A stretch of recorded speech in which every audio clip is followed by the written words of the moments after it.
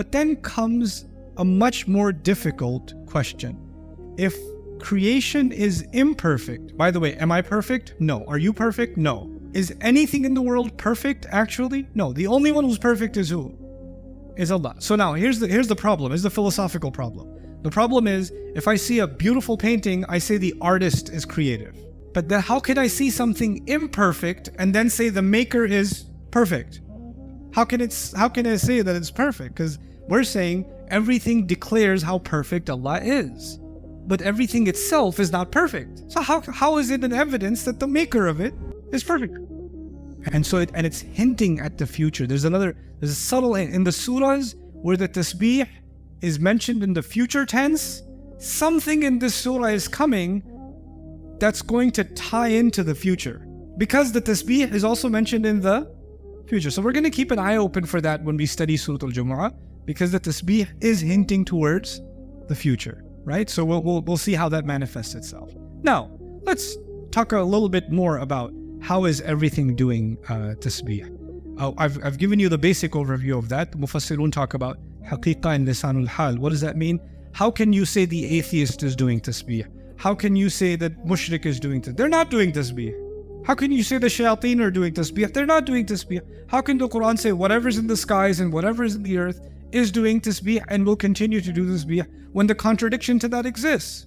For everyone, believers have always been the minority, disbelievers have always been the majority. They do the anti-tasbih. So what does this mean?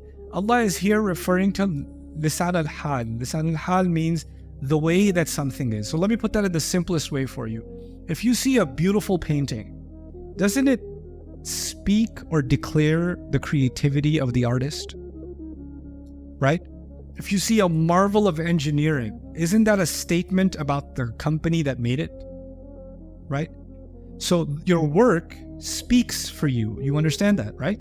Your work speaks for you.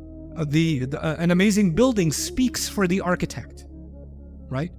An amazing railroad system or highway system speaks of the government that put it together, or the engineers that put it together, right? If you cooked a delicious meal, it speaks of your culinary skill.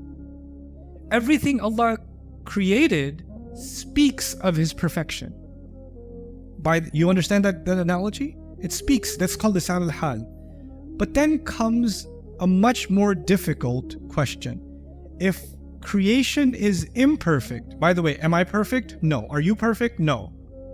Is anything in the world perfect actually? No. The only one who's perfect is who? Is Allah. So now here's the problem. Here's the philosophical problem.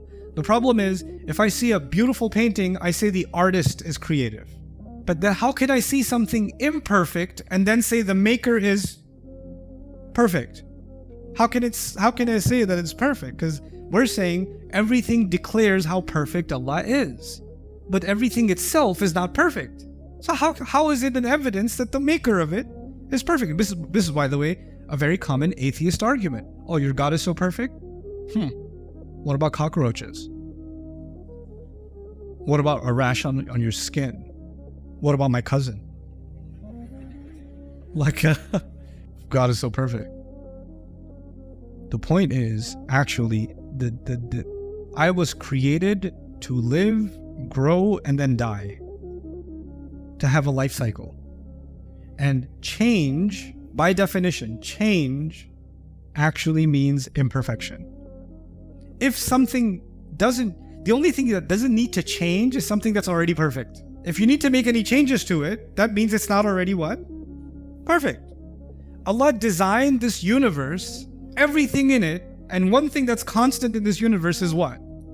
Change. Movement is change, isn't it? The subatomic particles moving inside every atom are moving, which means their position is what? Changing. Motion is change. Energy is change. All of science is the study of change. Every science is the study of change. History is the study of change. Actually, that's all we study is change. Life itself, life is defined by change, and a cell changes, right? Allah designed things to change, but change for a purpose. The change itself is imperfect, but the purpose is perfect. It's not the fact that things are perfect. It's that they were made for a perfect reason. I was perfectly created to be born at this day, of this mother, in this family, in this situation, for these years, meet with these people. The plan for all of it is what? Perfect. It's perfect. In fact, that's actually the tasbih. Everything is being done according to a plan. It's the plan of Allah for everything that's actually perfect. And that's the tasbih of Allah, that whatever's in the skies is doing and whatever's in the earth is doing. وَالشَّمْسُ تَجْرِي لِمُسْتَقَرٍّ لَهَا. The sun moves according to an exact schedule and calculation. Why is Allah giving us that analogy? If you realize the sun is so precise, then you will realize everything Allah does is extremely what? Precise. But some things, the precision is easy for you to see. Other things, you can't see the precision, so you call it chaos. When human beings cannot understand a pattern, they call it chaos, right? And so they say, oh, the universe is in chaos. Well, Allah says, no, it's in order. You just don't have the algorithm figured out. It's a little more advanced for you, so you call it chaos, but actually it's much bigger than you. It's in the ghaib, okay? Then there's the perfection of the argument of beauty. I've talked about it in Surah Al-Hadid, so I don't want to spend too much time on it here because we have so many other things to talk about, but I'll tell you briefly. Human beings are not created like squirrels or cats or camels or anything else. We don't just survive as a species. This is not even a religious conversation. This is common sense across the board. Doesn't matter what religion somebody comes from. Human beings pursue more than just survival. Isn't that true? I mean, people want to listen to more and more beautiful music, or they want to design more and more beautiful clothes, or taste more and more delicious food, or design more and more beautiful homes. What is the common element between all of these things? For every one of our senses, we want to pursue more and more beauty, isn't it? In fact, even abstract beauty. People, even if it's not physical beauty, you just want to listen to some remarkable poetry or some amazing story, which is abstract beauty. It's just in your mind, but you want to hear it. You want to experience it. Human beings pursue beauty. Do camels pursue beauty? Do squirrels or cockroaches or ants or fish pursue beauty? No. Human beings pursue beauty in everything they do. And then we keep pursuing this thing called perfection. We're perfectionists. We want something more, and even perfectionists, even down to like, if you're just a gamer sitting there playing whatever, what are you playing nowadays? Last I knew was Roblox. Call of Duty, okay, fine. Be old school, that's fine. If you're playing a video game, if you're a real gamer, you gotta win every medal, finish 100% of the game, do the entire, get every upgrade, because you have this insatiable desire to attain perfection, to get to the most beautiful. Where do you think that thirst came from to get more and more and more? Or an athlete that wants to beat his own record, or keep pushing, because we were originally in the company of Allah, who is perfect and the most beautiful, and Allah put in us, because of that company, the desire for more and more and more beautiful. And so our tasbih is actually different than the tasbih of everything else. Allah made our tasbih even more beautiful. It isn't just even the tasbih of perfection or purpose, it's the tasbih of the pursuit of beauty. We human beings do that more than any other creature, or unlike any other creature. Then of course, I won't break this surprise yet, but tasbih in this surah is going to have a special purpose. We'll discover that as we explore this surah, inshallah. Just about this ayah also, Allah mentioned the skies do tasbih first. Whatever's in the skies does tasbih, and whatever's in the earth does tasbih. Why are the skies mentioned first? Well, they came first, so it makes chronological sense. They do a lot better tasbih than us, because angels, they flood the sky. They do a lot better tasbih than we do. And there's a lot more to the skies than there is to the earth. Quantitatively, it's much, much more. So the greater tasbih is the skies, and then we get to the earth. The word ma is also really cool. I keep translating it as whatever's in the skies and whatever's in the earth. The word whatever creates, I wrote the Arabic word here, al-ibham. Ibham means ambiguity. It's not specific. And that means the way that tasbih happens is not specific, and who's doing tasbih has not been specified. And you don't know, someone who is rebelling against Allah today might be doing tasbih of Allah tomorrow. You don't know.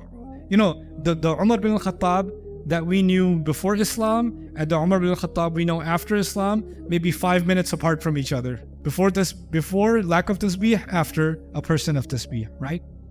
And then I wrote an Arabic comment here, تقديم الجار والمجرور على الفاعل, which actually means that it is only to Allah that everything does tasbih. Nothing else deserves it.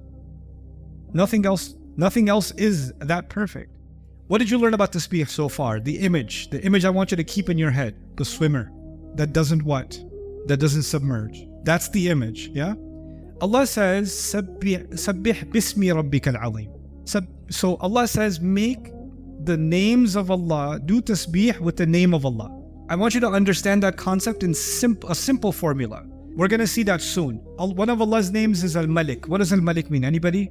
Good, the king. If you talk to anybody and say the king, are they immediately going to think of Allah or going to think of someone else? Someone else. The Arabs of Arabia, when they heard king, is their first thought Allah or is their first thought someone else? Someone else. The holy, Al-Quddus, the holy. They were holy people, they were holy saints, they were holy priests, they were holy institutions. When you hear the word Al-Quddus, the first thing that comes in somebody's mind is Allah or someone else? Someone else. When you say Al-Aziz, the authority can also mean the minister, the governor. Allah or someone else? Someone else. Al-Hakim, the wise. When you say the wise one, and the average human being in the world, you say, I heard the wise one. I was reading, I met, or I got to know the wise one. Are they thinking about Allah? Because it must have met some old man, must have met some author. You understand? These words, the mind goes to someone other than Allah immediately. You understand that, right? Allah chose words, and Allah knows language better than we do. Allah is the creator of language. Allah chose words that take the mind to someone other than Allah. And that's part of the formula. Now I actually have to think about the king and what's behind king? Kingdom, the concept of kingdom. What's behind the holy? The concept of holiness and purity. What's behind the authority? The concept of power and authority. What's behind the wise? The concept of wisdom. I have to think about these concepts and how human beings show these concepts. And then I have to remove all the imperfections that human beings have per concept. And once I remove all of them, the name will have tasbih. Now it's ready for Allah. You understand? So actually, the words as we hear them are imperfect. They're imperfect. Now we have to do the exercise of cleaning them. And what's the exercise of cleaning them called? Tasbih. That's the exercise. So when Allah says, يُسَبِّحُ لِلَّهِ مَا فِي السَّمَاوَاتِ وَمَا فِي الْأَرْضِ الْمَلِكِ الْقُدُّوسِ الْعَزِيزِ الْحَكِيمِ, we're going to try to do tasbih of each one of these names. Because that's what's being demanded of us. You understand? And that's how tasbih works. It's a really beautiful exercise. It's a mental exercise and even a spiritual exercise that we're going to engage in so we can appreciate something really awesome about this opening ayah.